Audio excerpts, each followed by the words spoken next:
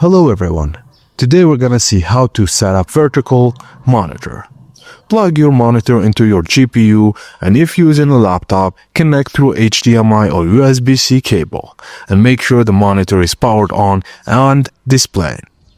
Now right click on the desktop, select display settings. If you have more than one monitor, click identify to see which one you're adjusting. Scroll down to display orientation.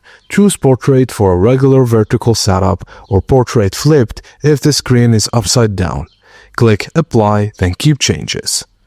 You may want to physically rotate your monitor on its stand first and check your monitor's on-screen settings.